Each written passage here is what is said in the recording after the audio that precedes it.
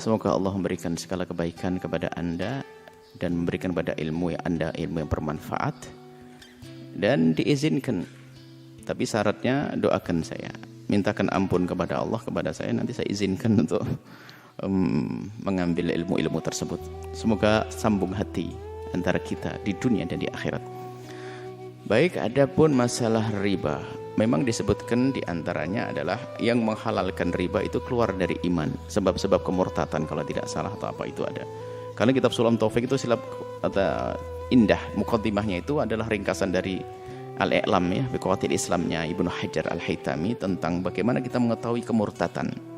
Kalau tidak salah diantaranya adalah riba, harus meyakini riba itu adalah haram. Yang menghalalkan riba keluar dari iman.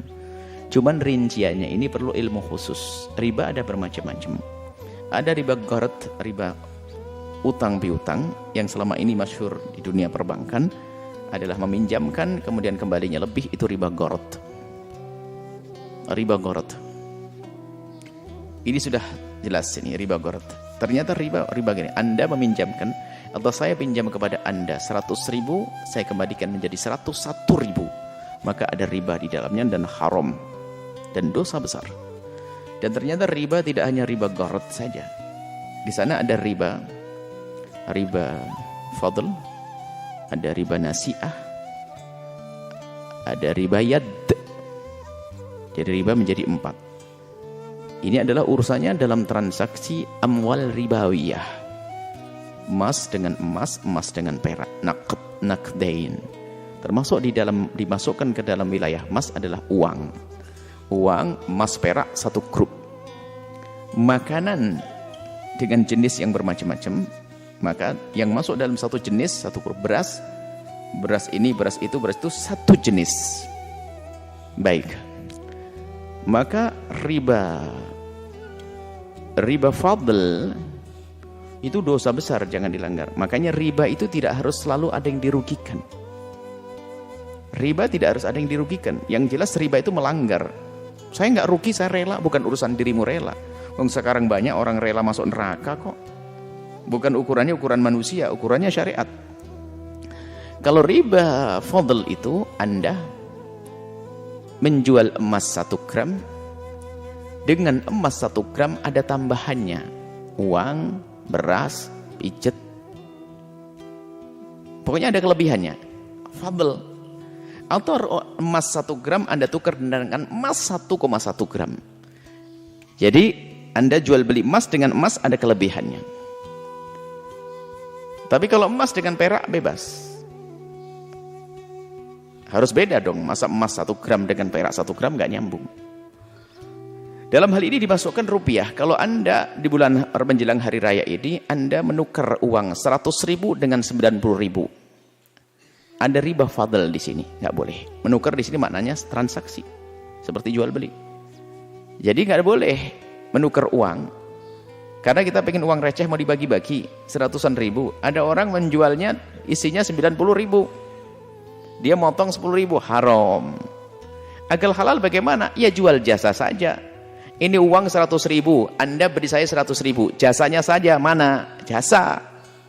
Bilang begitu, jangan langsung motong begitu menjadi tukaran 90.000 jadi 100.000, riba fadl. Kemudian ada namanya riba yad. Riba yad itu adalah riba fadl juga dalam dunia makanan. Beras 1 kilo, beras bagus 1 kilo dijual, ditukar dengan beras kurang bagus 1,5 kilo. Secara hitung-hitungan tidak dirugikan. Yang punya beras 1,5 kilo menginginkan beras yang baik. Misalnya ada orang kampung nanam padi bagus-bagus berasnya. Tetangganya orang kaya lagi punya beras jelek.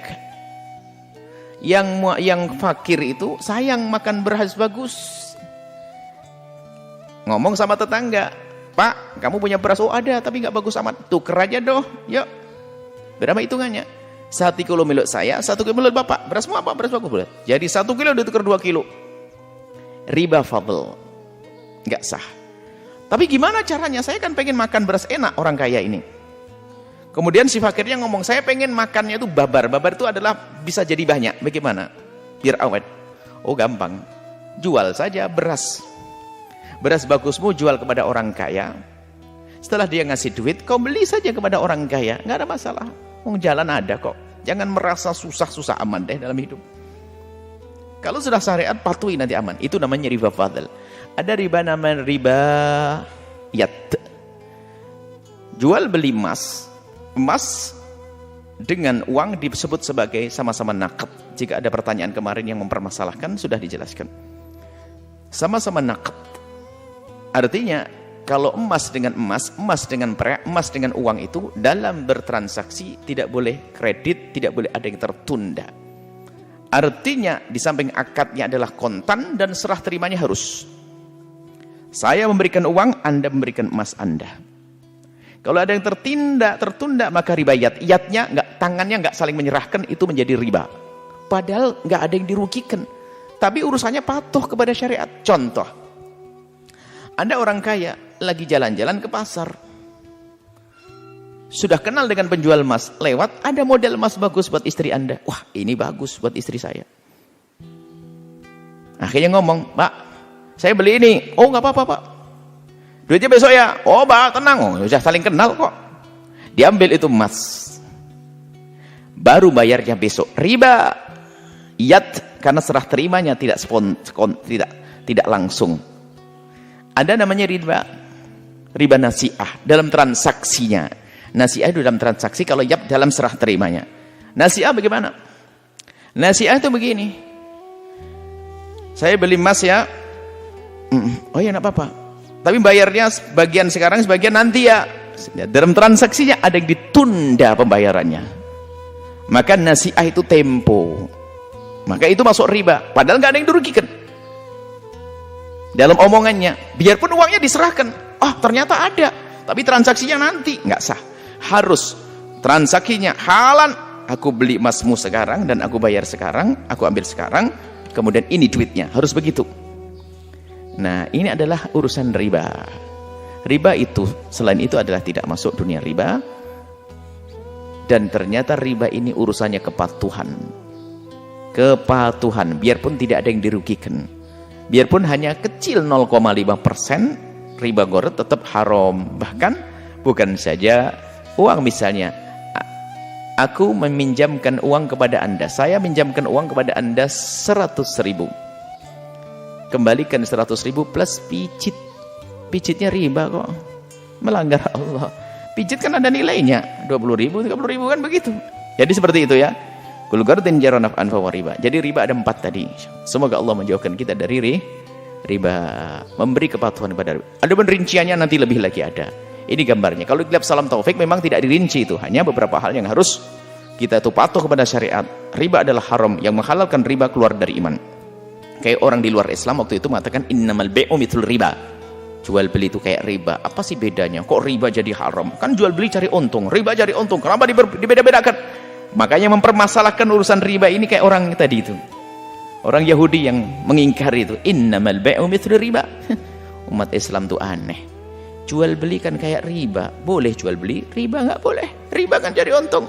Jual beli cari untung lah ini. Kalau ada orang mempermasalahkan riba-riba begini, khawatir dia golongan orang semacam itu. Sudah patuhi selagi dikatakan oleh syariat haram, jangan. Ya sudah, termasuk kredit emas. Nggak mendesak, nggak mati orang nggak kredit emas. Maka jangan dipaksa dengan kredit emas. Sudah selesai. Kredit emas kan berarti pembayarannya nanti, emasnya diambil duluan. Tapi saya pengen nabung dulu, transaksinya nanti. Boleh saya nabung, kalau sudah ketemu duit beli emas baru, transaksinya nanti. Pertama nabung, belum transaksi, bukan kredit. Bayar dulu, bukan bayar, ngumpulin duit dulu. Ada cara, bentuknya mirip. Akadnya saya yang dirubah. Saya bayar dulu, bukan membeli. Barangnya kok Pak, saya titipkan. Bisa diatur, emasnya dititip.